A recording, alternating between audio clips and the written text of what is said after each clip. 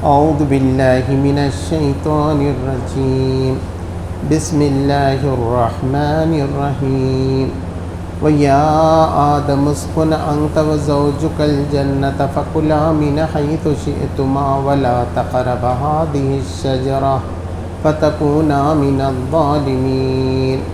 सदक़ल्लाहुल अज़ीम।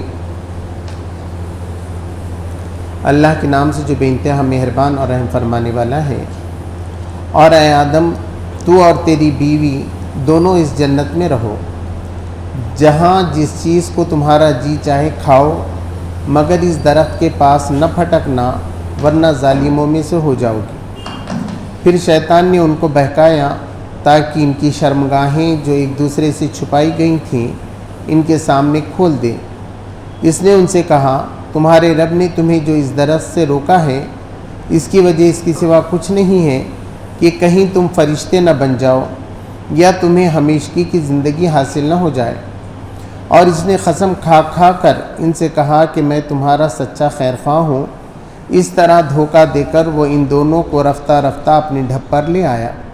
आखिरकार जब इन्होंने इस दरख्त का मज़ा चखा तो इनके सतर एक दूसरे के सामने खुल गए और वह अपने जिस्मों को जन्नत के पत्तों से ढांपने लगे। तब इनके रब ने इन्हें पुकारा, क्या मैंने तुम्हें इस दरख्त से न रोका था और न कहा था कि शैतान तुम्हारा खुला दुश्मन है? दोनों बोल उठे, ऐ रब, हमने अपने ऊपर सितम किया। अब अगर तूने हमसे दरगुजर न फरमाया और रहम न किया तो यकीनन हम तबाह हो जाएंगे। फरमाया, उतर जाओ, तुम एक दूसरे के दुश्मन हो और तुम्हारे लिए एक ख़ास मुद्दत तक ज़मीन ही में जाए क़रार और सामान ज़ीस्त है। और फरमाया, वहीं तुमको जीना और वहीं मरना है और इसी में से तुमको आखिरकार निकलना है। ऐ औलाद आदम, हमने तुम पर लिबास नाजिल किया है कि तुम्हारे जिस्म के काबिल शर्म हिस्सों को ढांके और तुम्हारे लिए जिस्म की हिफाजत और ज़ीनत का ज़रिया भी हो। और बेहतरीन लिबास तक़वा का लिबास है। ये अल्लाह की निशानियों में से एक निशानी है, शायद के लोग इससे सबक लें।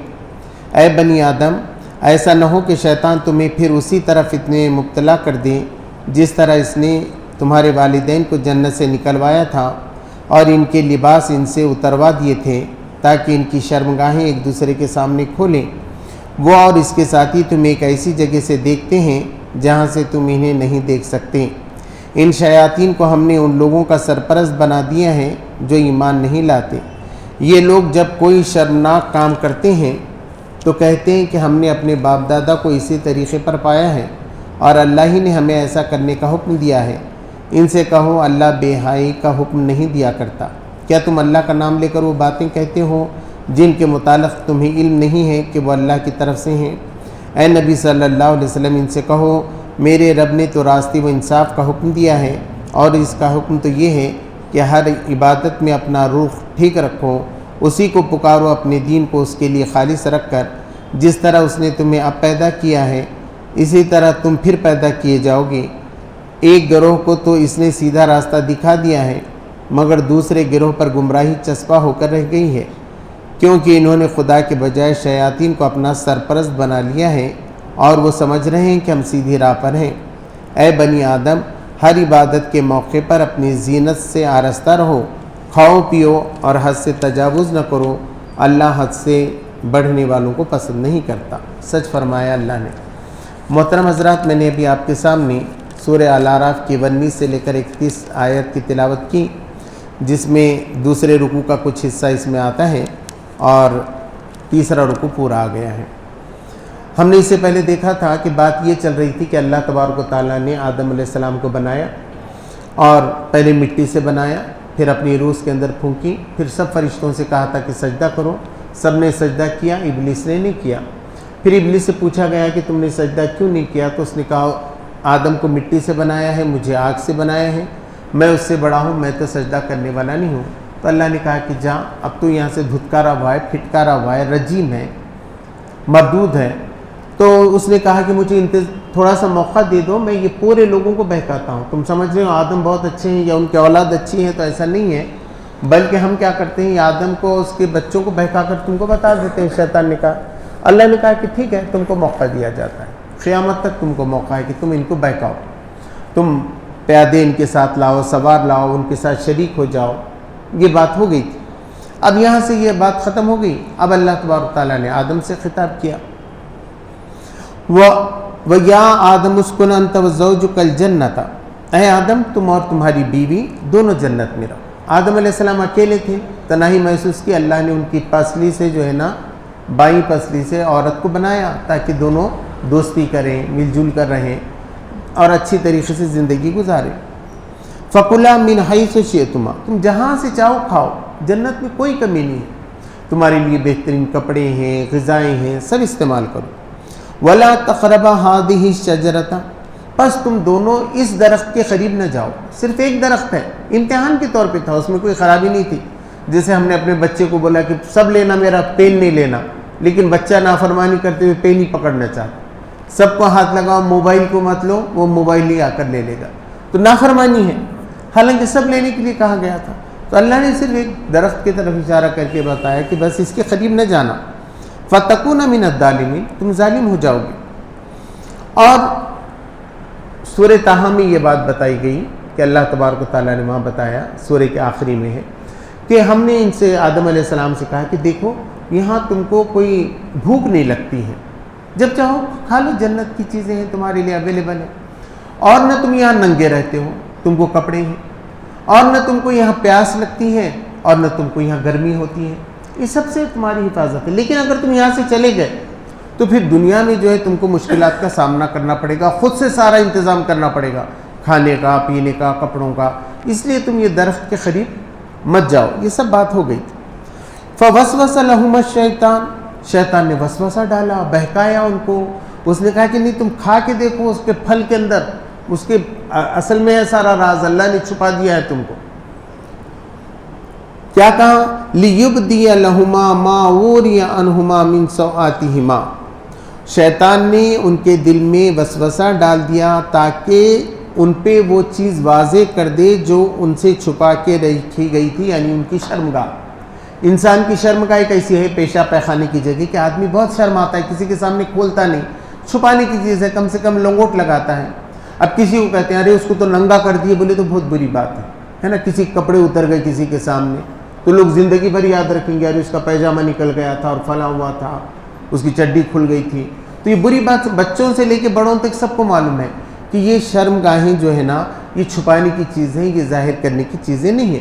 तो अल्लाह ने, अभी मर्द औरत ने नहीं देखी थी अपनी शर्मगाहें एक दूसरे को, ना आदम ने देखा था ना हव्वा ने देखा था।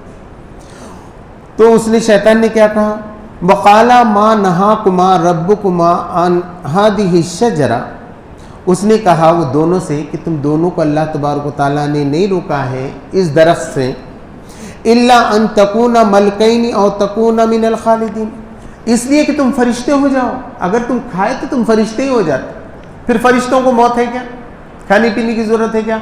आज तुम इंसान हो मगर इतनी शक्ति है इसके अंदर, ये अमृत का पेड़ है, ये अगर तुम खा लिए तो तुम फरिश्ते बन जाओगे।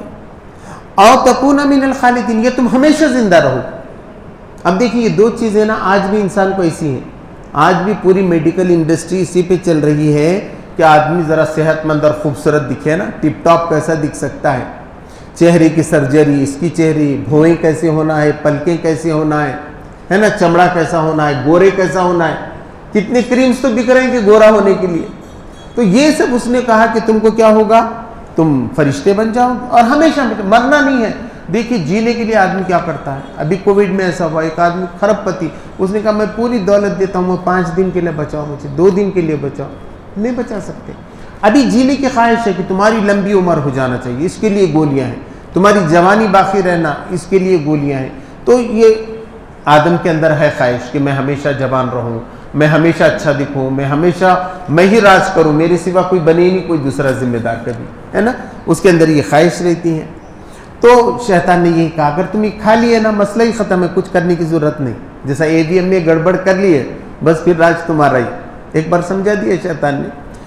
अब क्या हुआ, वह ख़ासहुमा इन्नी लकुमा नमिनन नासिहीन, उसने बहुत खस्में खाई, मान नहीं रहे थे ये लोग, नहीं हम नहीं खाते, अल्लाह ने मना किया। और बार बार मैं तुम्हारा हूँ, ज़रा सुनो मेरी बात प्लीज़, मैं तुम्हारा खैर खा, ऐसा दोस्त के भेस में आता है, कभी बाप के, कभी माँ के, कभी बीवी के, शैतान अलग अलग रूप में आता है। तो ऐसा आकर दोनों को बहका दिया उसने। यहाँ है वक़ासहुमा इन्नी लकुमा लमिनन नासिहीन, उसने कहा कि मैं तुम्हारे दोनों के लिए नसीहत कर रहा हूँ। अभी गलत फहमी क्या है मालूम है, लोग कहते हैं पहले हव्वा को बहकाया उसने, हव्वा ने फिर आदम को किया। अब उसका नतीजा ये है कि पूरी दुनिया में औरत को बुरा समझा जाता है। वो कहते हैं इनको माहवारी आती तो उसी वजह से आती है, औरत बहुत ख़राब रहती है, औरत ने बहका दिया था आदम को। हालांकि कुरान क्या कहता है, दोनों बराबर, दोनों साथ बहके थे, औरत ने नहीं बहकाया था। औरत मर्द दोनों साथ बहते, आदम हव्वा दोनों साथ ही बहते।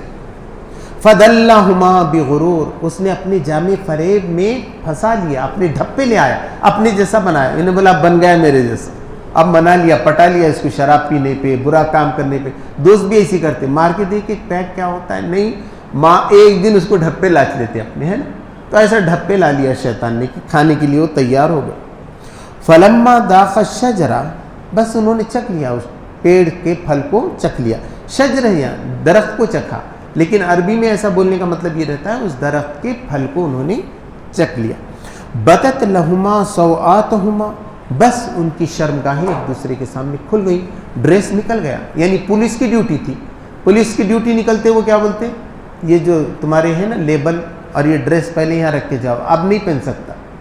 अब आदमी रिटायर हो गया, ख़त्म हो गया, उसकी ड्यूटी ख़त्म हो गई, वो बर्खास्त हो गया, अब वो नहीं पहन सकता वो ड्रेस। ड्रेस ड्यूटी पे रहने तक है।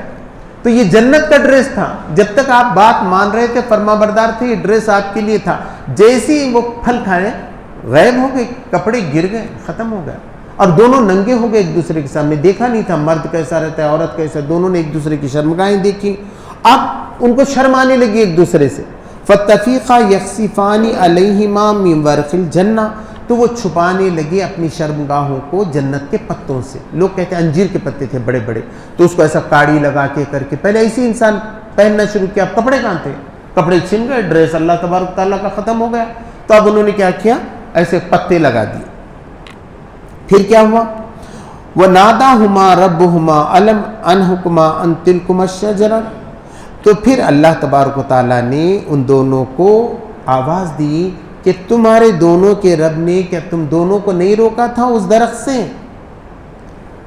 वह अकुल लकुमा इन्ना शैतान लकुम अदुव्वुम मुबीना, और क्या मैंने तुमसे ये न कहा था कि शैतान तुम्हारा खुला दुश्मन है। तुमने उसकी बात मान ली, अब तुम नंगे हो गए, कपड़े निकल गए तुम्हारे, अब तुम एक दूसरे के सामने बरहना हो गए। अब वो घबरा गए। अब देखिए शैतान कैसा था, नाफरमानी करने के बाद जब उससे पूछा गया कि तूने आदम को सजदा क्यों नहीं किया, तो उसने कहा मुझे तो आग से बनाया गया, इसको मिट्टी से बनाया गया, मैं बड़ा हूँ। आदम हवा ने ये नहीं कहा, आदम हवा को समझ में आया हमारी गलती हो गई है। तो इंसान की ये खूबी है कि जब गलती होती है ना मान लेता है, लौट आता है, बोलता है हाँ मेरे से गलती हो गई, नहीं करना चाहिए था ऐसा, लेकिन मेरे से गलती हो गई। फिर उन्होंने क्या कहा, काला, दोनों ने कहा, काला रब्बना दलमना अंफुसना, उन दोनों ने कहा ऐ हमारे रब, हमने अपने नफ्सों पे जुल्म किया है, हमने अपने आप पर ही जुल्म कर दिया। व इल्लम तगफिर लना, अगर तूने हमें माफ़ न किया, व तरहमना, और तूने हमें हम पर रहम न किया, लनकूनन्न मिनल खासिरीन, तो हम घाटा उठाने वालों में से हो जाएंगे। पूरा घाटा होगा हम, है ना, पूरा घाटा होगा हम। क़ाला बितू बादकुम लिबादिन अदू, अल्लाह तबारक ताला ने कहा कि तुम सब नीचे उतर जाओ, शैतान भी तुम भी, अब तुम एक दूसरे के दुश्मन हो। तो ये सज़ा के तौर पे नहीं था, हमने पहले ही पढ़ा कि आदम को ज़मीन के लिए पैदा किया था, खलीफा बनाया था, या इम्तिहान लेना था, मगर एक टेम्पररी इम्तिहान में जन्नत में हो गया। अब कहा कि अब दुनिया में जाओ, अब शैतान को जो हरा के लाएगा उसको जन्नत, अब तुमको शैतान को हराना है। वलकुम फिल अर्दि मुस्तक़र्रुन व मताउन इलाहीन, तुम्हारे लिए वहाँ है, तुम्हारे लिए वहाँ मता है और एक वक्त तक तुमको वहाँ ठहरना है। दुनिया में एक ज़िंदगी है, बचपन में भी मर जाओगे तुम, हो सकता है 5 साल में मर गया, कोई 15 साल में मर गया, कोई अलग अलग मर गया।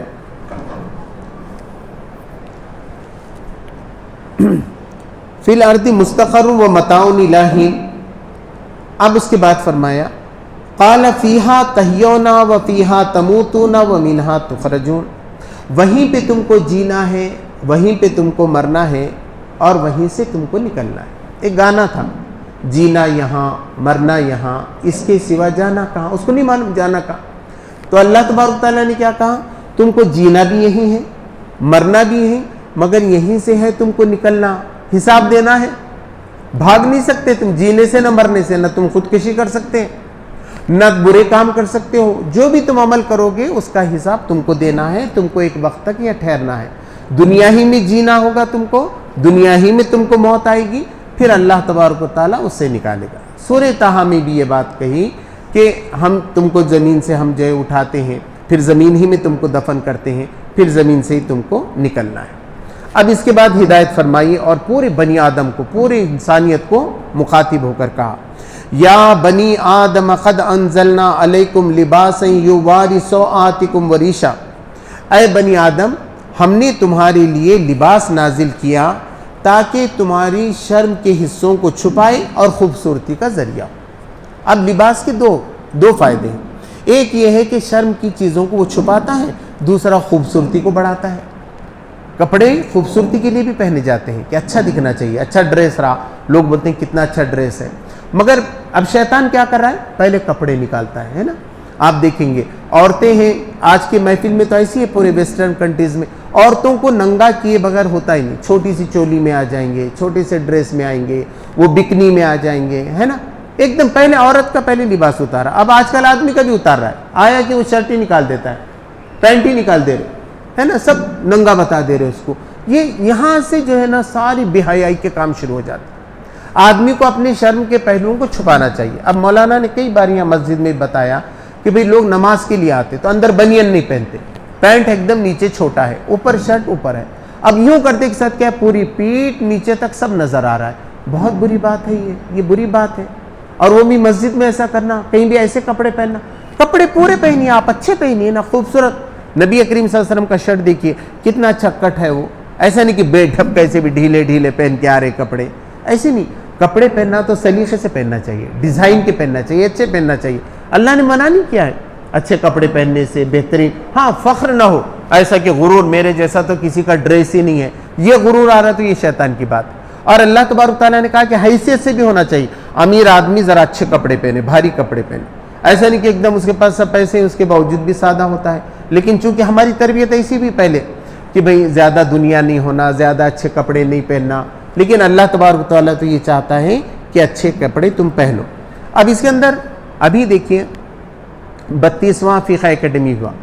हमारे मौलाना खालिद सैफुल्लाह रहमानी साहब जो मुस्लिम पर्सनल लॉ बोर्ड के सदर भी हैं, वो फ़िक़्ह एकेडमी के जनरल सेक्रेटरी भी हैं। तो इसमें फ़िक़्ह क्या कहता है, माल कौन सा सही है नहीं है, इस पर करारदाद है। मैंने उसको पोस्ट भी किया था वो इत्तेहाद मिल्लत के इसके अंदर। और कपड़ों के सिलसिले में भी अब के ये हुआ है कि उन्होंने कहा कि आप शर्ट, पैंट, कोट, टाई ये सब पहन सकते हैं। ये सब इस्लामी ड्रेस में अब शुमार हुआ, क्योंकि इसका किसी ख़ास कौम से अब ताल्लुक़ नहीं रहा है, सारे इंसानों के लिए है। इसके वास्ते ये इसका ड्रेस इस्लामी ड्रेस में जो है ना शुमार होता है। और उन्होंने कहा कि इसको जो है इस्तेमाल किया जाए। अब रहा टी शर्ट के बारे में भी मुफ्तियान इकराम ने कहा कि अच्छा टी शर्ट होना चाहिए ढीला। अब उस पर जो है नाम आते हैं ह्यूमन बीइंग और फलां कुछ भी, तो कहा कि भाई वो LGBT से रिलेटेड ना हो, कुछ फहेश बात लिखी ना हो, कोई अच्छा खौल लिखा हुआ है, सीने पे ऐसा लिखा हुआ रहता है, तो ऐसा कोई है तो चल जाता है। वो पूरा लिखा है, उन्होंने लिस्ट बनाई है कि ये नाम होगा तो ये पहनना नहीं चाहिए नमाज के वक़्त। अगर इसके अलावा है तो वो पहन सकते हैं, आप नमाज में भी जो है उसको पहन सकते हैं। तो ये देखते रहना चाहिए। अब भी मुफ्तियान इकराम बराबर हमको ये बताते हैं। इसके बाद बताया व लिबासु तक़वा ज़ालिका खैर, लेकिन परहेजगारी। अब ये तक़वा क्या है, रोज़े से क्या हासिल कर रहे हैं हम, तक़वा।